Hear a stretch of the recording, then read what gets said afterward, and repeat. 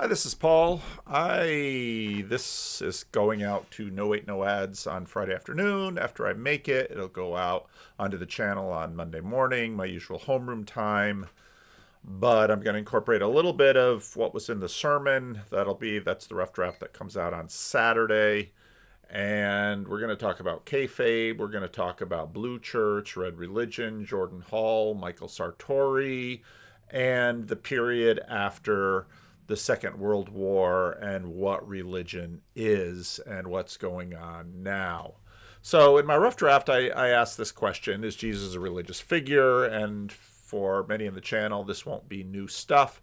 I point to Tom Holland's thesis that this is how we understand this word religion after the advent of modern secularity, that shift that takes place where religion sort of gets bracketed and contextualized as, well, as you can see most clearly through YouTube new atheists who wanted to say, well, religion is about supernatural things, or religion is about Iron Age gods, religion is about super things in the sky. It is increasingly occurring even to YouTube atheists that there are many kinds of religions and spirits about, not just sort of things you can call Christianity. And well, maybe I'll include what I did on Twitter a little bit. So I did a bunch of tweeting Friday morning when I have a funeral to do. Well, it wasn't really a funeral. It was sort of a family. A woman passed away a number of months ago. She had moved out of state. Her family didn't do something right away, but I was really happy that eventually the family said, oh, let's do something. Let's come down to Living Stones. Let's do a thing with some of the people in the church, because she really loved the church and the church really loved her. And so we just did a thing today around midday, and I gave a little eulogy, and we sang a couple songs, and we told some stories, and then we had some food together. And that was marking this dear woman's life. And so when I have to prepare a eulogy, I start to remember the person, and a whole bunch of things start connecting. And there's always sort of an avoidance, because even though she died several months ago, doing the eulogy again, I have to enter into some grieving, and I have to do some of that processing, and then it's like I kind of want to avoid that. So anyway, I tweeted up a storm this morning. I started a whole bunch of threads tweeting, and one of which was Substack is sort of the new Twitter, in that it's not Blue Sky, it's Substack, because Substack has added a lot more social media functionality so that it sort of works like Twitter. And so now I can sort of scroll through a lot of Substack things, like I still scroll through Twitter. You can restack, stuff like that. We'll talk a little bit about Medium in a few minutes. Medium was the old Substack. Now Substack is trying to sort of put all the social medias together. You can have video, you can have podcast, you can have Twitter functionality, you can have long form. So Substack's trying to put it all together. You can monetize it, et cetera, et cetera. So someone, Adrian Hackman, I don't know who that is, put this thing on Substack, the conversation between Peugeot and Kingsnorth. Of course, the Kingsnorth infinity loop continues to turn. Interesting talk with Jonathan Peugeot and Paul Kingsnorth. It would be interesting to hear your opinions. He mentions Christianity be used as a weapon to defend the West. And that has been a sort of a huge deal, and especially ARC 2023 with Ayaan Hirsi Ali, sort of the storm that set that off. The whole Christian civilization convo is one of the most important ones right now, I think. There's something from Substack about Jonathan Peugeot in the Kingsnorth video.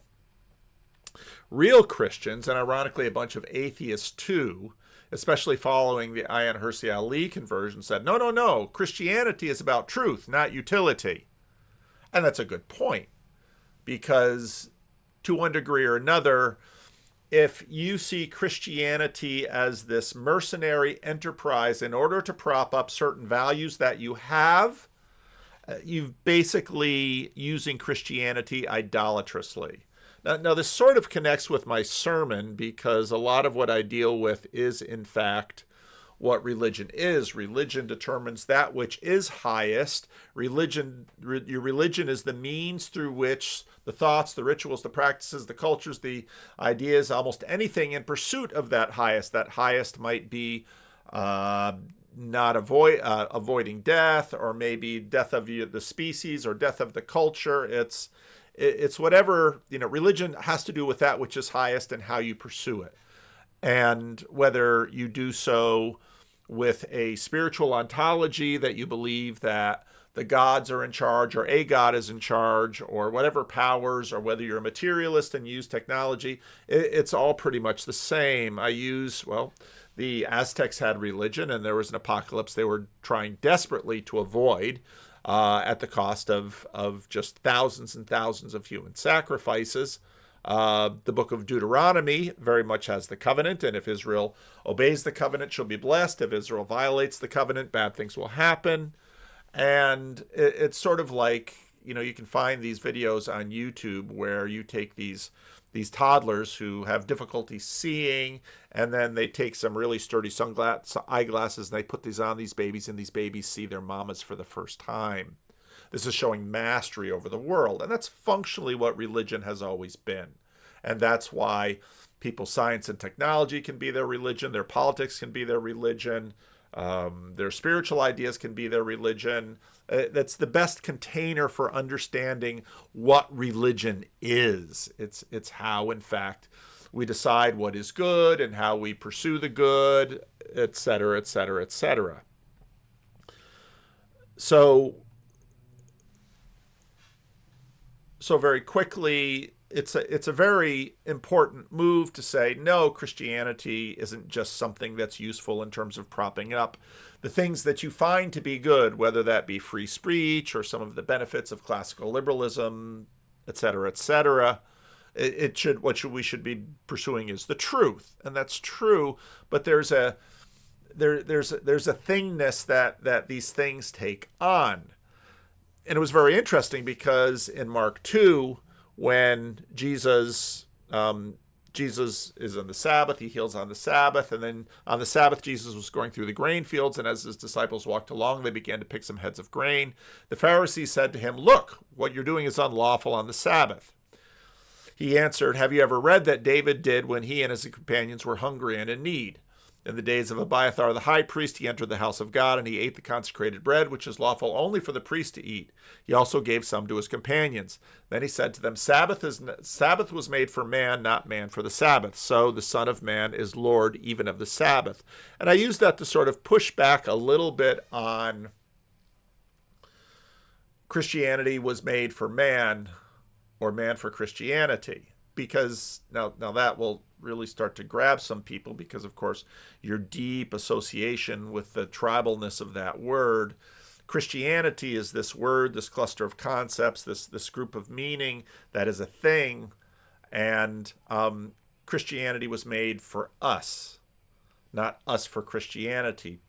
Image bearers, people are higher, greater, more real, more important.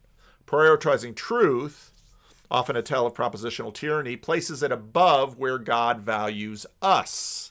For God so loved the world, and by the world, us, the whole thing, not the world in rebellion. The word world in the Gospel of John is very tricky because it's often used in different senses.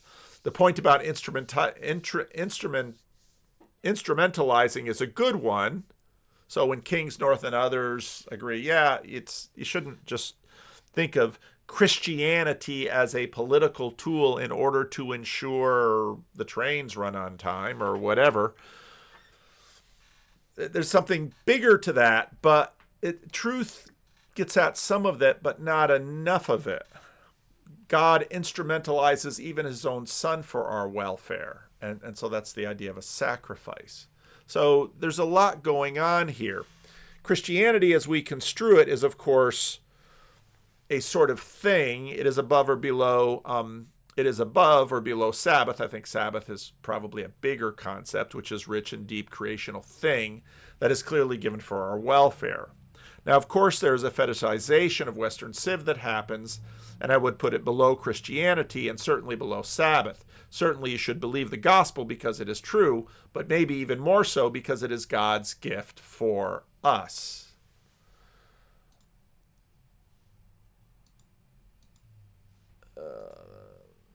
So God gives us good things because he loves us and he wants to rescue us from ourselves.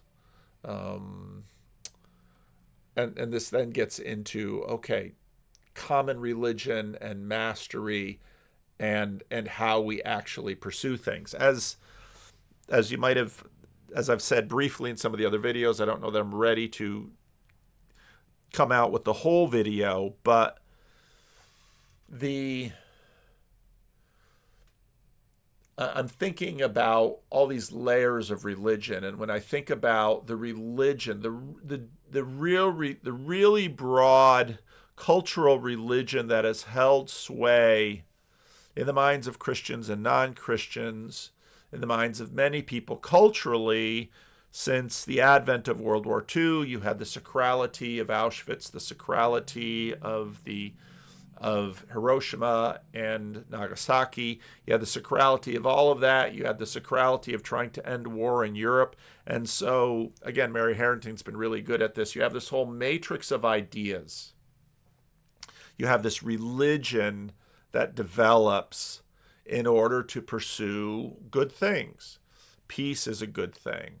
Not having a nuclear war is a good thing.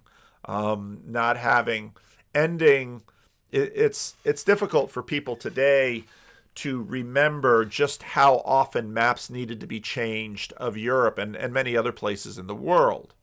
Again, if you listen to the rest of history, the story of Belgian Congo, I mean, it's a horrible story, and there are many horror stories that come out of colonialism. There's other kinds of stories that come out of colonialism as well, but part of what happens at the end of the Second World War is that the United States is this hegemon, and what has arisen is this vision of the world that comes up out of the mainline church, for the most part, which is sort of the broadest cultural Christianity that we have. And this religion of the mainline church gets poured into the United Nations and the Universal Declaration of Human Rights. And this has held sway. This has been the religion of the world now since the end of the Second World War. And it's been, in many respects, a very successful religion, but it's coming to an end. Now, one of the things that came up today is Jordan Hall with Kainos, which is in some ways perhaps a legacy of Rebel Wisdom. David Fuller stopped Rebel Wisdom, departed from social media, left the conversation wherever he is right now. I certainly wish him well. But Andrew Beener, Alexander Alley, he's kept this up. And of course, he's had a focus on psychedelics. And here he has a Rebel Wisdom style campfire session with Jordan Hall. And Ali brings up these papers that Jordan posted on Medium. Medium is the old Substack. And the situational assessment 2017, 2018. And this is where we get a whole bunch of this language from Blue Church and Red Religion. 2015, I took a shape at assessing the shape and state of our global challenges.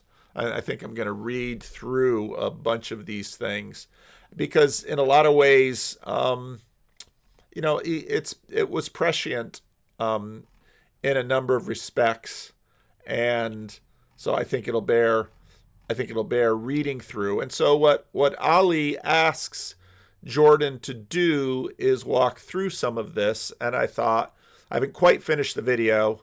I've gotten through a lot of there's a ton of good stuff. It's really interesting. So I'm going to play some of it. About the complexity of the reality we after I fix the audio so that it plays correctly. Live in. Let's give an example of a couple of different orthogonal vectors. Look at each one and then notice how they fit together. The last theme was the theme of the culture war. And this is where the Blue Church and the Red Religion became the frame.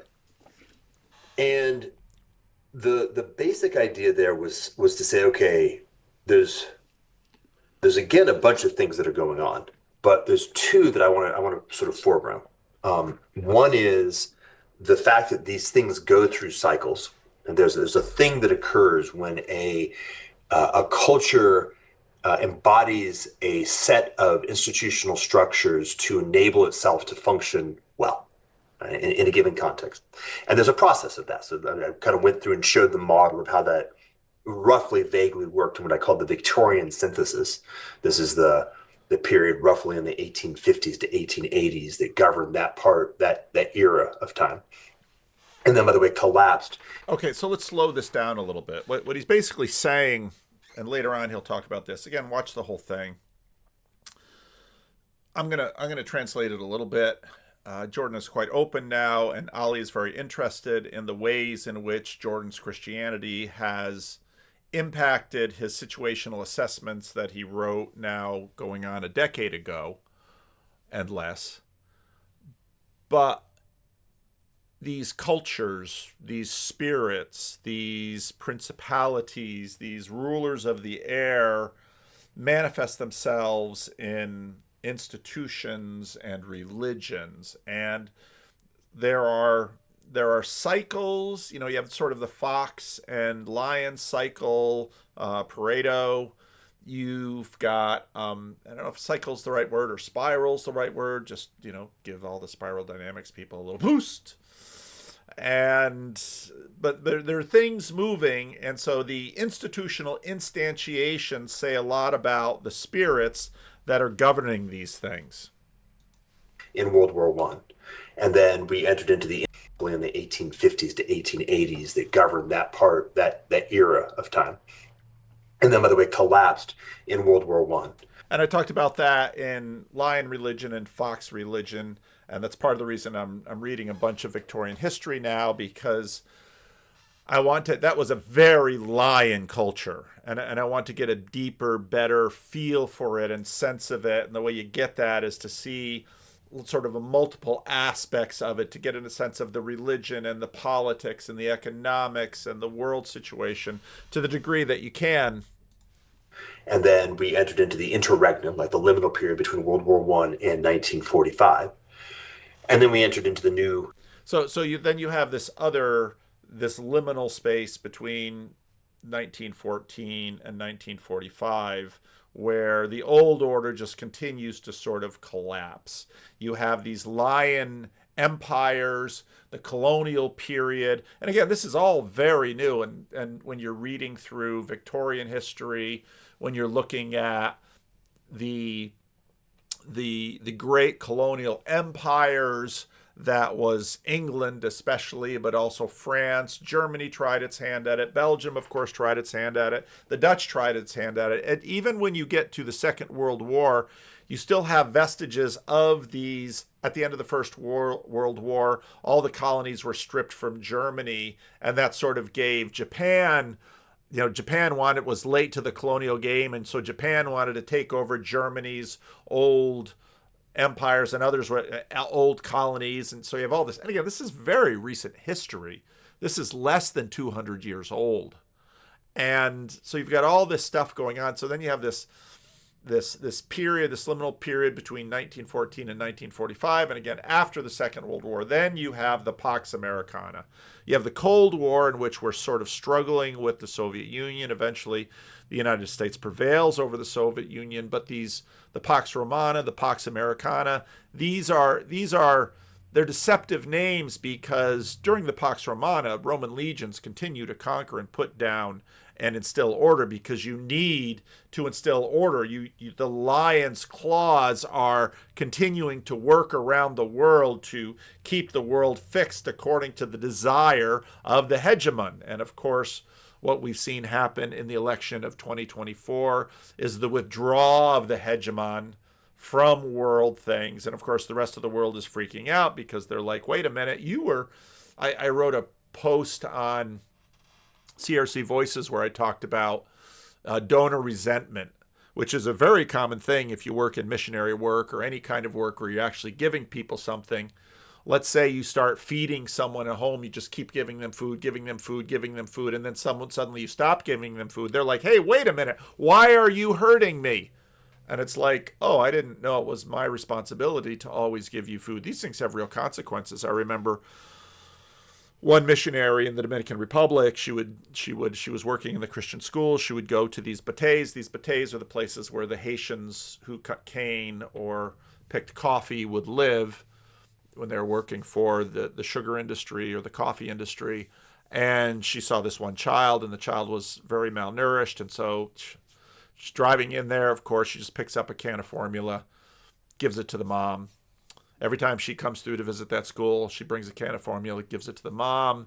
The kid is thriving. The kid is doing well. The kid is doing well. But then she goes back to the United States for, you know, 8, 9 months or a year of home service where, you know, you're raising money to keep the salary going while you're down there in the Dominican Republic. Comes back, drives into that community and looks for the child. And the child's dead. Why did the child die? Because you weren't there to bring the formula anymore. And that's where all of this conversation of dependency comes up. And so you get donor resentment, and that's partly what's happening in Europe. And again, Mary Harrington's been doing some of the best blogging on this on Substack, where now suddenly the U.S. says, "Ah, we're not gonna pay for your national security and defense anymore from the Soviet Union." And everybody's like, "How dare you? Was it our responsibility, really?" And this is where, again, you have this situation where you had, you know, blue church religion. I don't have a better word for it yet, but maybe one will come, where it's amazing how many Christians were 9 months ago setting their hair on fire about Christian nationalism. But suddenly when Donald Trump comes in, they're Christian, you know, the tide has gone out and they're all naked in the waves because they're all Christian imperialists. And for them, the government was functional Jesus. And the U.S. government should continue to die on the cross for the salvation of the world. And it's like, please tell me who the Christian nationalist is now. No, we're not nationalists. We're Christian globalists. Oh, okay. So, you know, Jordan Hall has sort of been watching this thing develop. And, you know, he's got the documents there on Medium. I'll put some links to them. And you can go back and read through them and decide for yourself whether you think to what degree you think he's gotten it right. Generative period in 1945, which we're living in we're in the post-collapse of that. So we're in the interregnum period after the end of that. So that's like, okay, this is a theory about how these kinds of things work. And we happen to be living in a conflict period where the one that is the dominant force, the Blue Church, is nearing the end of its life cycle. And the emergent structure that is presenting the highest likelihood of replacing it, which I suppose in fact has replaced it, is the red religion. Right? And so let's take a look at what those are, what happens, because these look like this, right? The Blue Church comes from the past, the red religion is the process of emergence. So you have a conflict between what it looks like when that which is currently in control, largely of all the major structures and forces, but is increasingly obsolete and degenerate in its ways of operating. And then something which is highly connected with the emergent power structures, but is highly nascent, right? How does that look? And by the way, an overarching thesis of just putting some McLuhan stuff in there to reinforce the idea that you need to pay attention to media. The form of a medium matters a lot. And so that was sort of the meta thing that was coming down from the top. And then just kind of to recapitulate, the notion was that the Blue Church was a solution to the problem of how do you get 100, 200, 300 million people in an era of mass production, mass transportation, and in particular mass media, specifically television, to work together as a coherent entity. Right? That's sort of the problem of governance writ large, is that problem. Now, sometimes the problem is how do you do it with 5th century Athens, right, where everybody's walking around and literacy is very low. And sometimes the problem is how you do it in the United States and then the world in 1970, right? Different, and the context matter.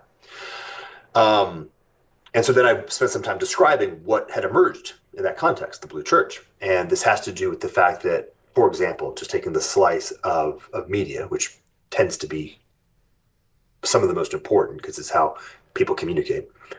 A broadcast system has a centralized structure.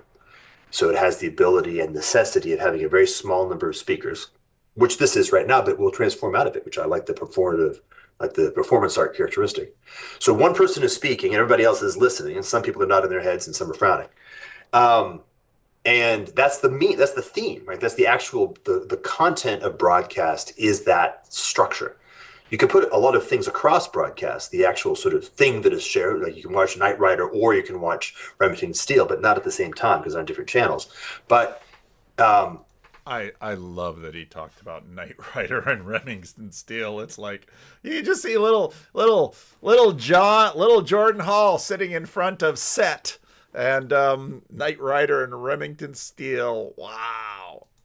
the fact that there is a asymmetry of communication, and then it goes from a single point to an arbitrary large audience, and the audience can't do any feedback. Now that's the thing that is continuously the message. And as it turns out, when you're trying to build a coherent structure with that kind of an environment, radio and then TV, one of the key elements that you have to build is you have to build a meritocracy, because you have, if you want it to be functional, right, if you want it to be adaptive, you have to say, well, the ones who get to speak is going to be a very small amount, so I need to make sure they're, properly available to do so. They're the most, their speech is the most true and most valuable, and they have to build a structure that brings the most relevant things up properly. You have to have a sort of a sense-making architecture that identifies, think New York Times circa 1972, has a lot of people who go out in the world, find relevant information, propagate. Okay, so I'm going to do a little bit of summary of what he said because he talks fast and he's not always terribly easy to understand. What he's essentially saying is that these religious bodies have that they need ways of communicating with each other. And I don't just mean written text or, although I'm not excluding that, but they have rituals of communication that sort of keep the body whole. My body, so if you look at Michael Levin and these electroceuticals, one of the things that they're discovering now is actually there's quite a sophisticated electrical network in our body that signals cells on what to do. And you can just look up Michael Levin and flatworms, and it talks about the fact that genetically you have creatures that are exactly identical, but you've got flatworms that have different style heads.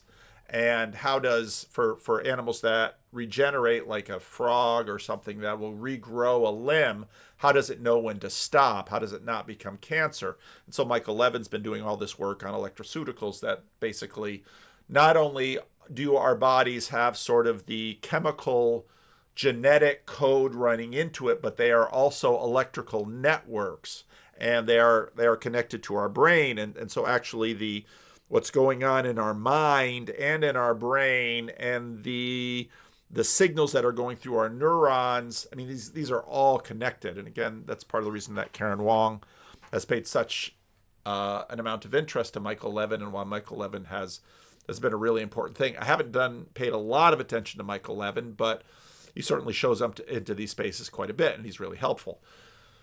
How does that connect with this? Well, basically, all of these bodies, these cultural bodies, these religious cultural bodies have sense-making communication apparatus that keep the whole body together.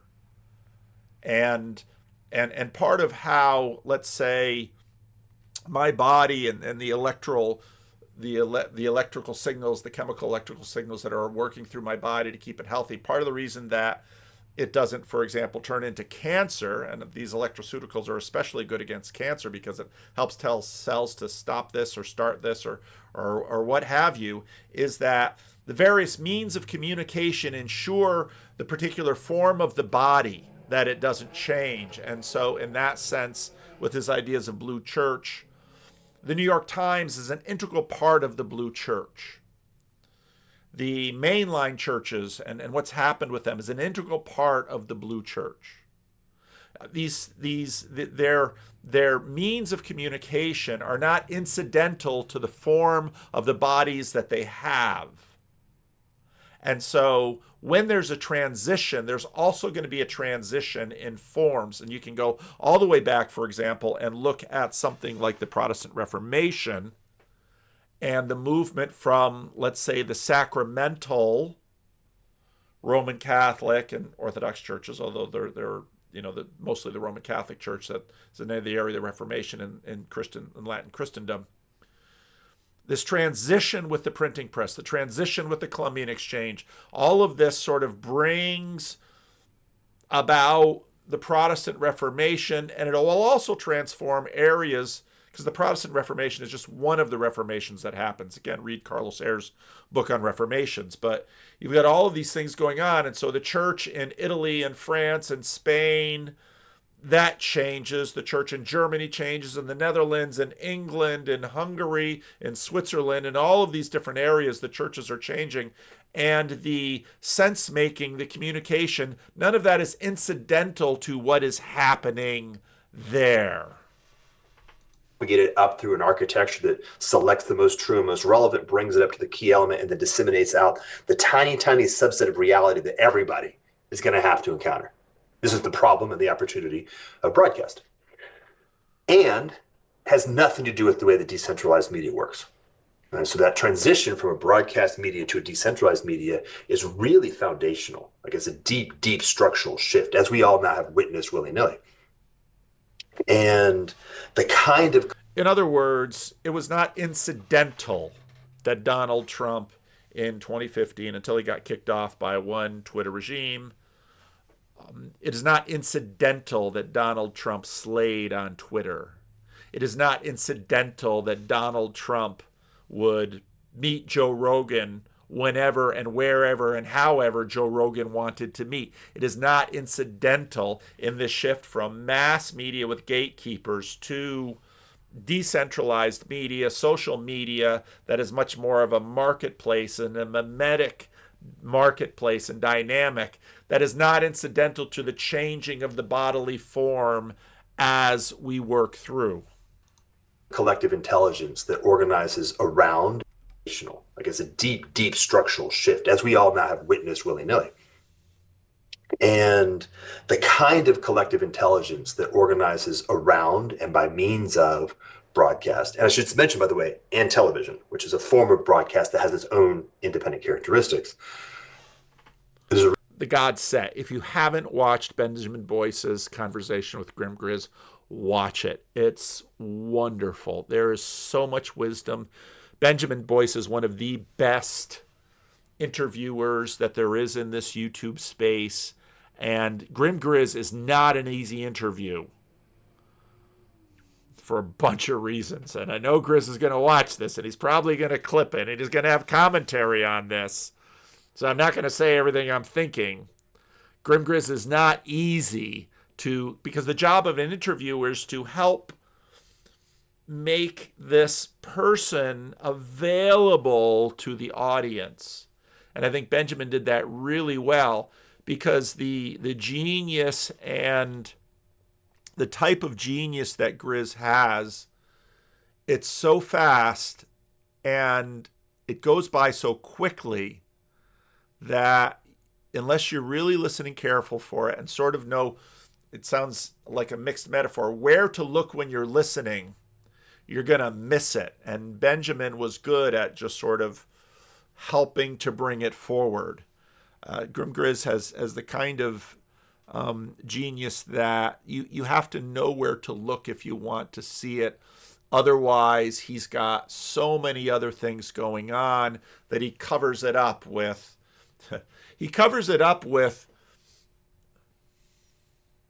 It's sort of like the mystery of a parable. Anyway, this video isn't about that. I hope I have time to really take some clips out of that and just sort of show some of who Grizz is, because I know a lot of people are going to watch his channel and just not get what's going on, but it's deeply important. The reason why we're very addled and we have a hard time telling what reality is. Television is fantasy, even the God Set, down to the fact that it's not even really pictures, right? It's still images, refreshing periodically. Is very different than the kind of thing that happens in the context of this weirdly organic, rhizomatic, almost like fungal structure of the decentralized. Okay?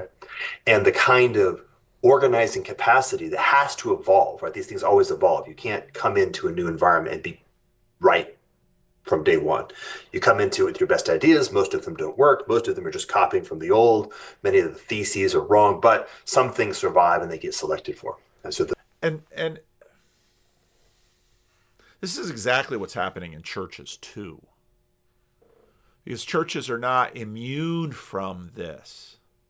So the way of church in the 15th century that Martin Luther disrupts, and the ways of church that emerge, and the ways of church that continue to emerge. I read a little bit about, the emergence of Methodism in the 19th century in England, the emergence of Pentecostalism in the early 20th century in the United States. All of these things are emerging, and this is going to continue. Now, it's if you look at McLuhan in terms of what he taught when he talks about disruption of things, it's not just replacement.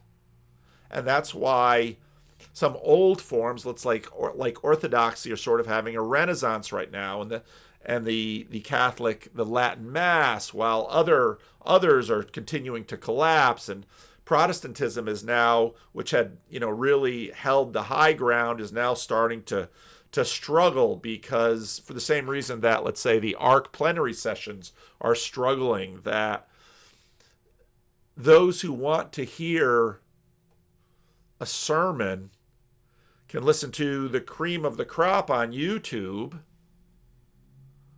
And so now we have this movement towards what is church for, and people participate in this and act this out, even if they do it unconsciously. They don't actually know what they're doing. But I was thinking about that today because, again, the funeral that I did, the woman had been a member of this church years before I got here, had a family crisis, and the pastor who was here before really helped them out. This church for a period of time was really important in their lives, but then they left, and then she came back, and again, this church was really important in her life, but it wasn't because Pastor Paul preached great sermons. That wasn't what it was about.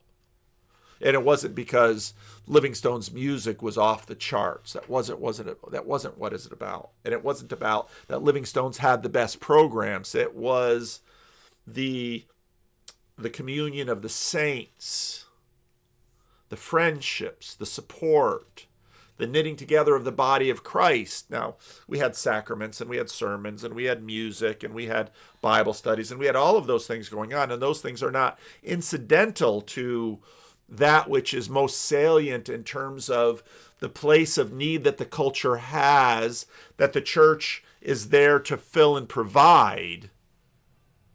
But these things are always moving, and they're also highly contextual. And so it's not, with our universalist imagination, it's not the same everywhere all the time.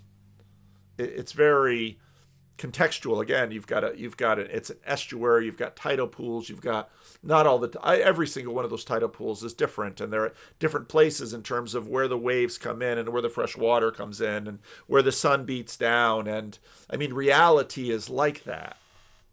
The inside of the proposition was the Blue Church was the result of a 2.5, 3 generation conflict between different variations of cultural subcultures inside the larger cultural structure. Blue won. They now dominate that infrastructure and have extinguished most of their adversaries, particularly the ones who are at the edge of red. Now, what's interesting about the victory was, while Blue Church was winning as sort of a secularized religion, the mainline church that had been its parent was atrophying and collapsing quickly. It's almost like the church itself gave itself on the altar for the culture. I've been reading, there's a mainliner who's been substacking, and I mentioned this in a couple of videos. He writes about the fact that some mainline churches are saying, we have this building. Of course, Zoomer wants to save the building, but we have this building, and we pay this preacher, and we have the upkeep on the building, and we have these services, but we should sell the building, probably to some Pentecostals or some immigrant church. We should stop paying the preacher, because what does a preacher really do? What we really need is a social worker or a food pantry or a clothes closet or a place that makes signs so we can go out and protest, and because the real work is not the liturgy in the church. The real work is the liturgy out on the streets. If you're yelling about Palestine or race or gender liberation or what have you, that's the real work. What we're doing in here in terms of prayer, that's nothing. So again, it's sort of functionally atheist, and that's why, of course, the one form is dying, but it has sort of spent itself completely for the culture. And so even though I remember, what was his name?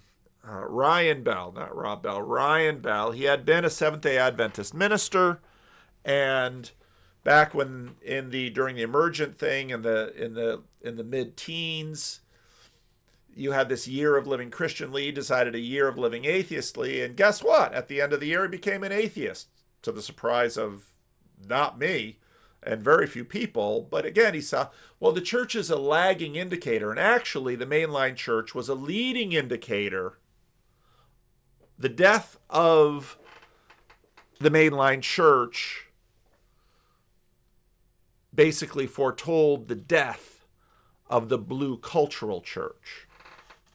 Red, therefore, has had to do what the losers always do, is they had to go out into the margins and had to undergo the painful experience of having to learn how to survive and thrive in the marches at the edges.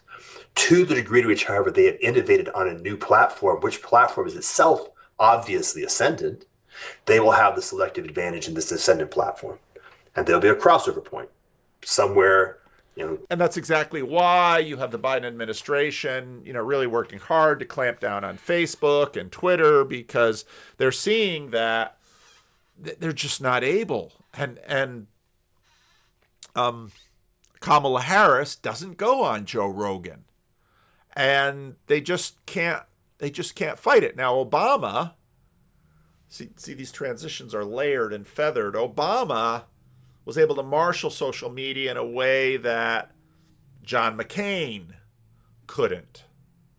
So you get these, or who's the other one against, Mitt Romney. So Obama, quite a bit more nimble, but Trump more nimble still.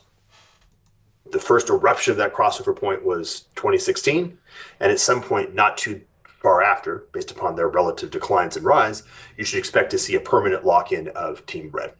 At which point you would expect to see the collapse of the blue church and then a diaspora of blue who would then be forced to innovate their own capacity to operate in this new environment under selective pressures. So you've got Spy versus Spy, if you know Mad Magazine. And I'm dating myself even worse than Remington Steele and Knight Rider. Just go ahead and look up Mad Magazine on the internet and look up Spy versus Spy, because these two things are always sort of fighting against each other. So you're going to see the collapse of CNN, you're going to see the collapse of MSNBC, you're going to see the collapse of Fox News. You're going to see the collapse of, we've already seen the collapse of network news, you're seeing the collapse of newspapers. But again, they don't totally go away. They find ways to have some relevance, and so then you'll see Team Blue. Already you're seeing it. This is Gavin Newsom is trying to get ahead of the pack, and again, there's a lot of people on the left who are looking at this, and they're horrified that Gavin Newsom has Charlie Kirk, he's got Steve Bannon, and they're like, this is absolutely horrible. He should not be platforming.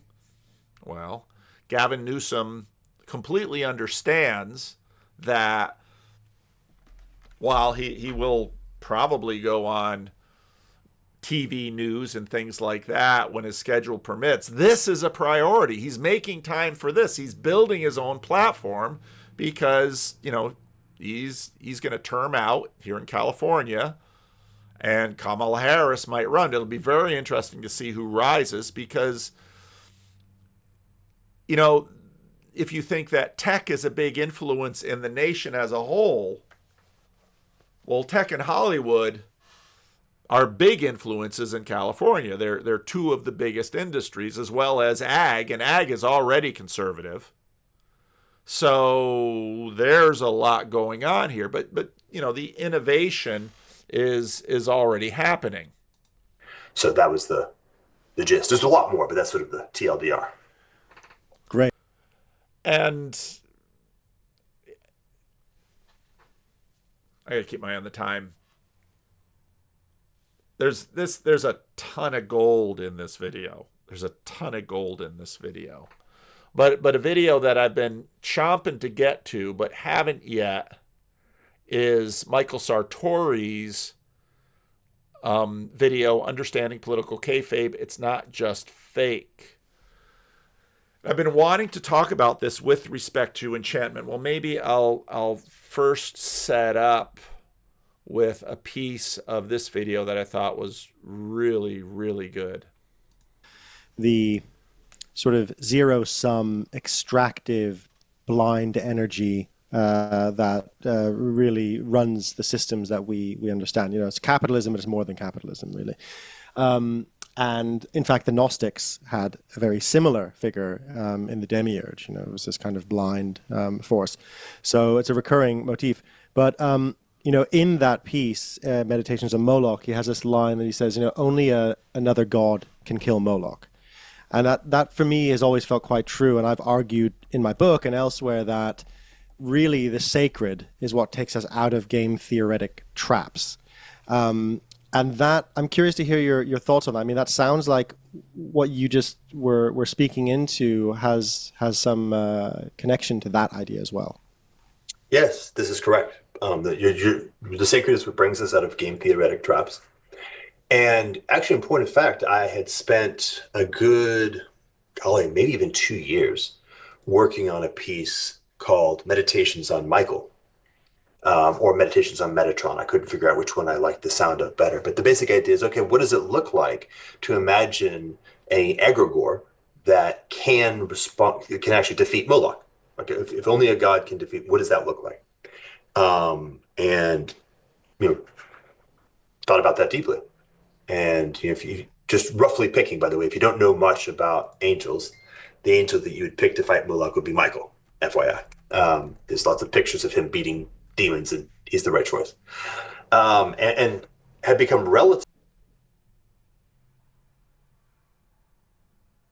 Remember, this is a conversation in the public square. It's an astounding change that is happening. Relatively rich in thinking about that, and had a couple of conversations online with in that regime. Vervaeke pointed me to, what's it called? I think it's called theurgia, which is the opposite of sorcery. Like, how do you actually enter into positive relationship with positive agents of, I guess in this case specifically God, in order to marshal that capacity. And then I had a conversation with Pajot about it. And Pajot is like, he actually looked a little pained. He's like, no. If you were to come into relationship with Michael, all Michael would do is tell you to go up. Michael would say, under no circumstances should you connect with me. I take my orders from God. You talk to God. Don't talk to me. More or less. And I was like, oh, shit. Okay, that's probably true now that I think about it. So now I got to think about God for the first time. God, for me to continue the process of figuring out how do we actually overcome Moloch, if Michael's off the table, because Michael, you talk to Michael, Michael's like, I'm not on the table, dude. You got to talk to the boss. Now I got to think about the boss. And so whatever, 2 months later, I'm going to church regularly and eventually I'm a Christian. So Pesha was correct, and Michael apparently was correct too. But you're right, like that thing, the sacred, it is the thing that is utterly responsive to game theory. In the sacred, game theory has no relevance at all. And one of the reasons for that is because the sacred is also the space of what we would call wholeness.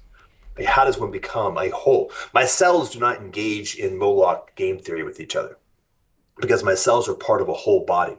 There is a thing that you would call the spirit and the soul of Jordan that is more than the sum of the parts of my body, that brings those that multiplicity of pieces of me into a wholeness. And in the context of that wholeness, that sacredness of my soul, they no longer have the molok problem. It doesn't emerge at all. And so this is it. Like, and by the way, this happens. There's many, many different variations on the theme. Your family can enter into having a soul as a family, and then in that context, your family is not at war with itself. It may have conflicts, but it's not at war. It's not no longer a disaggregated multiplicity held together by things like manipulation and fear and power and interest, which is what happens in the horizontal. It now has a vertical binding element that turns it into a well-integrated whole. Right? It has a soul and it has a spirit, and you can get bigger. Like a community can do that, and this fact is actually very well known in history. If you go and read the Greeks, they would talk about the politeia of the polis, which is to be distinguished from the politics. Right? So Athens as a polis has a politeia. The name of that politeia is Athena. Right? And so if you're a citizen of Athens, what that means is that you're in communion with the spirit of Athens, who's named Athena. And the way that you make choices together as the politeia is you are collectively discerning the will of Athena. That's actually what you're doing. And that is therefore coming from a singular integrated identity. And those choices are now, just like me, choosing where to go. My cells do not politic with each other. They just do what they're told. Okay. Now, what's interesting is that I'm Substacking, scrolling through Substack. It's sort of the new Twitter. And I come across this article where basically this guy's like, Peugeot is just full of shit. And I'm thinking, really? What Jordan just said is just one of the things that Peugeot just brought to the world. This insight about hierarchy and levels and how things hold together. That's Jonathan Peugeot 101. Now, it's not necessarily something that's easy to grok, but Jordan Hall just articulated it quite well. Now, what's difficult for us is that we are such deep materialists in terms of our imagination that it is so hard for us to imagine the reality of these bodies outside of Amazon box entities. Now, when I say Amazon box entities, I don't necessarily mean cardboard. I mean, like imagining that I am contained by my skin. I do have skin. And to a degree, the containment of myself by my skin is very integral and important, because if my skin is not functioning well, I can bleed all over, or I'm subject to infection, or all of these things. That's true. But I'm by no means contained by my skin, because I'm actually coming over via YouTube, or there's an audio version of this as well, the podcast. The links are all below, as always, pretty much every video. But I am not just here, and I, Paul Vanderklay, am a rather mysterious entity, as are you, as is Jordan Hall, as is all of these people. I don't know if they still call it a campfire or what they call it, but Jonathan Peugeot has been the one who has sort of broken this open and helped us see it and understand it and apply it in a lot of different ways. Politeia. When you lose that vertical and you try to replicate that binding in the horizontal, that's called politics. Right? And politics is limited by, and is immediately subject to the entire critique contained in Meditations on Moloch. So you can, and by the way, the inverse critique, which is what Machiavelli was trying to articulate, like what's the toolkit and what are the limits of politics to maintain the integrity of something horizontally that is not operating with the vertical. So yes, all of this is, as far as I can tell, not just. So now that point is really important when we go to Michael Sartori's video about Kayfabe. Because I really think that if you can begin to understand Kayfabe, we can understand something of why this enchantment meme is going around. Now, I wish I had time to play the whole video because I thought the whole video was great, but I'll just give you a taste, and the link will be below, and you can watch the whole thing on your own. Done somewhat of a deep dive into the world of wrestling. It's a really fascinating process, and it's not portrayed very well by a lot of people that are talking about the term. Because usually it's just kind of this thing of, oh, it's kayfabe, it's fake. That's not really what the kayfabe system was all about. So what happens with wrestling, it happens in a lot of other similar combat sports. Essentially, these things start off as legitimate. Wrestling is a sport that's supposed to... Okay, so we just really have to be careful with language as we sort of tip through there. And he's saying fake, it's a bad word to use for this. If you go to, what was it recently? Oh, yeah, it was, again, the excellent conversation between Rafe Kelly and John Vervaeke about real. And John was really helpful in terms of talking about real. It was legitimate. Well, what do we mean by legitimate? It's that there's a contest that is going to take place between, let's say, a couple of wrestlers or a couple of boxers or a couple of football teams. And unless, and this is where things get really interesting, unless, let's say, someone is being paid to throw the game, let's call it good faith. If there's no gambling or fixing the game or the fight of something, let's say that the fight is undergone in good faith, then none of us know the outcome of the contest before. Whereas with wrestling, most of the time, not all the time, and that way it's sort of a liminal space, the outcome of the contest is known. And that's where, if we talk to the Israeli wrestler that I've been talking to, it's a theater, because in a play there's a script, and so you can go back and look at the little play that we did on a live stream with Dave Busatel, and that play was all about this question of scripting and outcomes.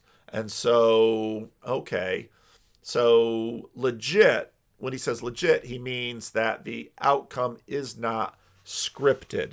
None of the people in the ring or none of the people on the field know who's going to leave with the trophy and who's going to leave with their crying faces and a towel. Happens with wrestling, it happens in a lot of other similar combat sports. Essentially, these things start off as legitimate. Wrestling is a sport that's supposed to test the strength of the competitors without ideally causing a lot of permanent injury, And that right there is key, permanent injury, because you can go back to Jordan Peterson and say, the question isn't just, will you win this one game? The question is, what other games will you be invited to, and will you get to continue to play? And you might have, let's say, two wrestlers go into the ring, and one person has a shiv, and he knifes the other guy and damages his gut to such a degree that he can never wrestle again because of the permanent muscle industry or injury, et cetera, et cetera, et cetera. And even though there's nothing that outlandish, what kayfabe both conceals and reveals at the same time, and this is the reality of, let's say, the apocalyptic. Because what the apocalyptic always knows is that concealing and revealing is always going on at the same time. You can never reveal everything. And this is where, if you listen to Vervaeke talk about reality, reality is not flat, accessible to all, by all. And again, if you go back to Rafe Kelly and John Vervaeke's video, what scientism does is offers those who fall victim to it the illusion that everything is transparent. And that is not the way the world works. Things are both revealed and concealed at the same time. And so with kayfabe, something is being revealed, if you have eyes to see, in the concealing of, let's say, the outcome of the fight. Unlike boxing or something like that. But the tendency that happens in all these kind of combat sports, where essentially the people who are the best at it come to a point of compromise or understanding, sometimes with each other, often with each other, and often with the financial backers of the fights, to realize that if they can determine the outcomes in advance, they stand to profit quite a bit. Some of that might be due to betting. Now, I ran through the Netflix Running Point that is sort of about the Buss family and the Lakers, even though it's fictionalized and concealed. But there's a moment where, let's say, the major media markets are going to get an app and cut out the rest of the scrubs, the teams like teams in Sacramento and San Antonio and minor market teams are going to cut them out so they can get more money from TV revenue. Well, okay, you can do that, but there are others in the league that say, it's not really good for the league if we just always know that Boston, New York, Chicago, and let's see, what was the other? Because LA, Boston, New York, Chicago. Let's say Houston because that's another major media market. That these guys always have the best teams, and so what happens in professional sports is that you have things like salary caps, so that the New York Yankees can't do what they always do, which is they've got the number one media market in the country. They can pay the most for their players. And the Yankees are always going to be dominant, and there's a lot of other smaller clubs that just can't compete. In other words, there's a degree of kayfabe going on. It's different from the kayfabe in professional wrestling, but there's a degree of kayfabe going on in professional sports where the teams from Los Angeles and Chicago and Houston and New York limit themselves in order that the overall story, the other layers of the story, that there can be a degree of enchantment about your team from Milwaukee or your team from Kansas City or your team from, in professional football, Green Bay, Wisconsin. What's the population of Green Bay, Wisconsin? Not much. But they've got the Green Bay Packers, storied franchise. So kayfabe is an understanding of multi-layered realities and a degree of concealment and disclosure at one particular level so that more levels are actually functioning for the welfare of bigger views than what's exactly in the ring. That's something you have to be a little bit careful of because you can't bet on something that's completely predetermined. So this is like more typical in the world of boxing, where somebody will essentially be paid, a boxer will be paid to throw a fight. They will lose on purpose. They'll be compensated for it. Because of that, the person in the know can place a large bet and really profit off of that. And it's why you might even have somebody who tends to lose. So here you see an irony of professional wrestling is that at a certain level, it's corruption proof. Because I suppose it'd be theoretical that the guy who's supposed to lose,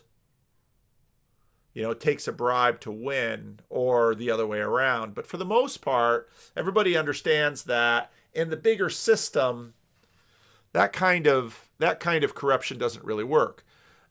That goes on at lots of different other levels. One of the things in the Dominican Republic is police officers would stand on the side of the road and sort of wave you over, and they would make up some kind of BS reason to give you a ticket or haul you down or hassle you, harass you. And if you just shake their hand and you have 20 pesos sort of palmed in your hand, you could go on your way. And Balaguer, the president of the country for a while, right after the dictator, basically said to the police and the military that were doing this, well, we know we don't pay you so much, and so we know that you just have to make up your income on tips. Part of what happens in a place like the United States is that you want to pay your public employees sufficiently so that most people won't have the financial means to bribe a police officer because he would threaten more years of income plus a pension.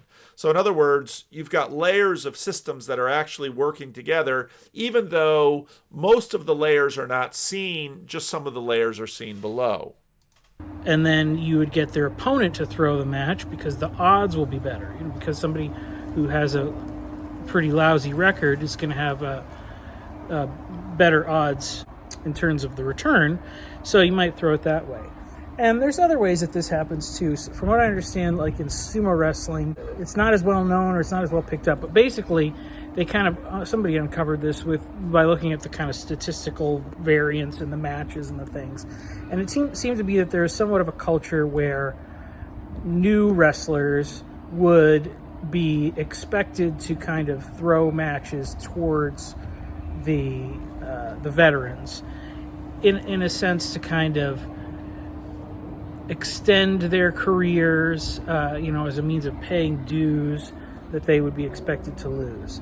So it all kind of starts with, and again, so what Michael has really nicely done is say, there's a culture around all this stuff, and so sumo wrestling is embedded within a culture.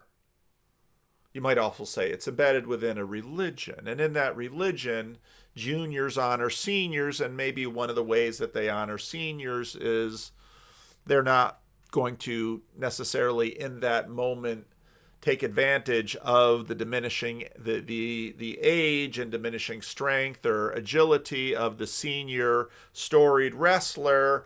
And so because it would be an honor to lose to this person in a very particular, subtle, nuanced way. This aspect of a planned outcome. And the other benefits of this is that prevents real injury, especially when you consider the career-ending, life-ending things that can happen. Having a plan of giving... And of course, in professional wrestling, they're jumping from the top ropes, they're hitting people with chairs, they're, pile driving them in, part of what makes professional wrestling dramatic is that it's almost what's happening in a superhero movie when you watch people, they fall hundreds of feet and then they get up, and it's like, what physics is that universe running under? The people what they want, a good show, and trying to maintain the illusion of reality is a wise practice for those involved. And most of the time, the people going to enjoy it more. Like, as an example, when the wrestling kind of thing took off, there used to be these matches that would go on for like hours and hours and hours because the guys were just really evenly matched. And it was sometimes like it was literally like 12-hour fights of these guys just going back and forth. And from a money-making standpoint, that's not a great sell. People aren't going to stay around for that. They don't have the time, and it just gets tedious. So, there's a sweet spot where it's believable and it looks right, and you go through all the motions, and everybody walks away happy because they've been entertained. The fight was good. There is elements of the real within it that still excite people. So, obviously, as this evolves over time, in the wrestling thing, it became much more of a promotional gimmick. And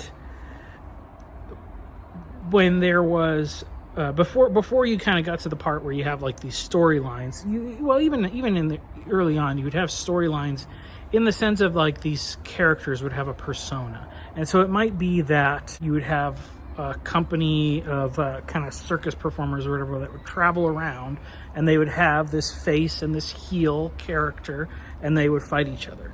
And sometimes they would also allow people in the audience or whatever, like local people, to participate.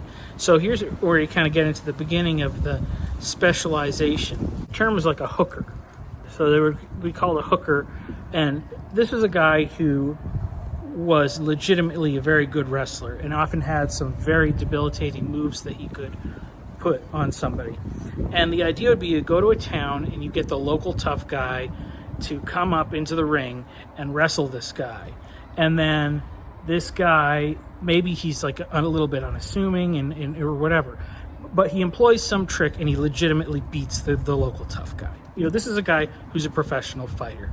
The odds of the local tough guy winning are very low, especially when he employs whatever tricks, you know, were not widely known at that time, you know, before the age of like MMA fighting and everybody going to jiu-jitsu gyms and things like that. You know, the guy who just wrestled with his buddies in the cornfield or whatever isn't going to be able to stand up to this professional guy, the hooker. And so what happens is that he would beat the local tough guy, and then later on that guy would lose to the main, you know, the baby face or whatever. Like, so he might be the heel. This guy that's the hooker might be the heel, or he might be the jobber, who's a jobber is the guy that loses to the main wrestlers. Basically, it's the no-name wrestler who loses to the main characters on purpose. And, you know, what that does is that provides the legitimacy, because then the tough guy says, this guy, he beat the crap out of me. If this is legit, because then he sees that guy losing to the famous guy, and so by extension, that guy is an even better fighter. So Now, watch the whole video. It's only 25 minutes long. I'm running out of time. But you can feel the enchantment. You can feel the enchantment. And you get a sense of the enchantment in terms of the agency and the storyline and the participation. And you can feel the spirits move.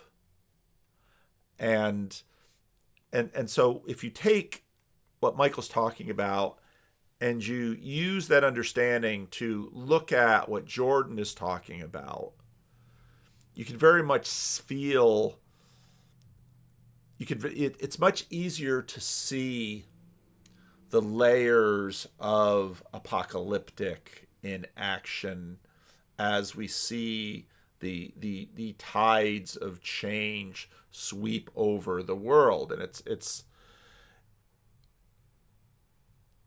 you know, in the little bit that I read in the Victorious Century book, in the video Civilization of Religions of Lions and Foxes that I released this Friday morning,